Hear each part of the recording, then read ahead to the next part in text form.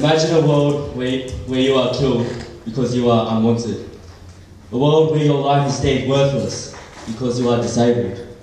Or a world where someone wants you eliminated because you are an accident. This is the culture in our world today, and it's called a culture of death. Where is this horrific deed happening, you may ask? Surely we must round up these perpetrators, which we then must unmask. What if I told you that this misdeed is being carried out from dawn to dusk, as if it was nothing more than a job or a task? What if I told you that this murder is done not once, but twice, not once, not twice, but multiple times, and the law does not recognise that it's a felony or a crime? Our culture is so deranged and lost that it sees this as totally fine, without realising that the people that it's hurting, without realising the people that it is hurting, whether they are your friends or mine. A third of my generation has been wiped out by this. Tens of millions are dead because of this. Cultural battles have been fought over this, and families have been ripped apart because of this.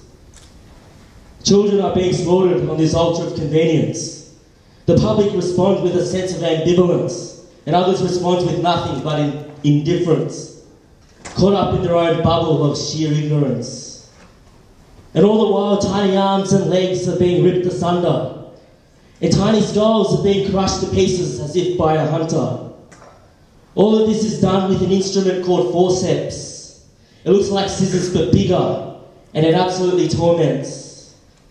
Then in comes a monster called a suction machine to suck out all the body parts till the mother's womb has been made clean.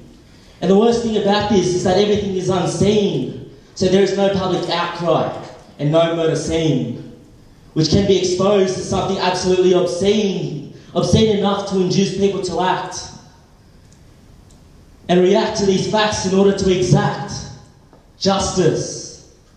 Yes, brethren, I'm talking about the murder of tens of millions of innocent unborn children, whose right to life has been violently taken away from them.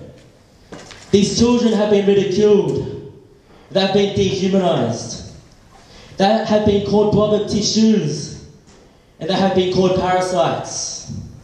But nothing can ever change the fact that they are a human person whose unique, special life began from conception.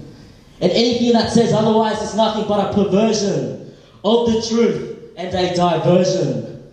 Come on, we've all been there before. We were all once an unborn baby in the womb of our mother, where we were so very small and in need of safe cover. The mother's womb is meant to be the safest place for the baby. But in recent times it's been transformed into a slaughterhouse so deformed. See, if the right to life is not secure, then no other right is secure. For the right to life comes first, or else all other rights are cursed. We need to find a way to stop this violence.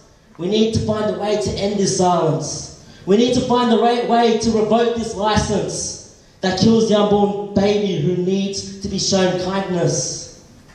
The unborn child is so defenceless, so vulnerable, so little and so helpless. The unborn child does not have a voice, nor does he or she have a choice. Can someone please tell me of a bloodier genocide? A genocide that is more terrifying than this present homicide. And mark my words, this battle will intensify, because I see a young pro-life generation rising up to rectify the mistakes of the past undignified. Not only will respect for life be restored nationwide, this restoration will also occur worldwide. We must expose abortion by having people become witnesses. We can do this with words, and we can do this with images. I prefer images because they speak like no other truth. And let's face it, if we want to bring on side the visual youth, then we're going to have to show them the visual truth. Because when you put a picture to the argument and the word, the kind of effect that picture will inevitably exert will be profound, so profound that convert them you may, especially in our visually obsessed society today. But let's not forget to also fervently pray for those of you who swing that way. Because if the house is built on sand rather than rock, and that is rock, it will fall even from just one seemingly harmless knock. And that is why in the past I've held a procession with the honest and heartfelt prayer intention for the complete and utter elimination of the greatest human rights violation of our time, which is none other than abortion, thereby giving unborn children their rightful protection against their utter annihilation. Brothers and sisters, how beautiful is the human person? He or she must never be seen as a burden. How sacred is human life and dignity? So let us defend it consistently. From conception until natural death, so help me God. Thank you.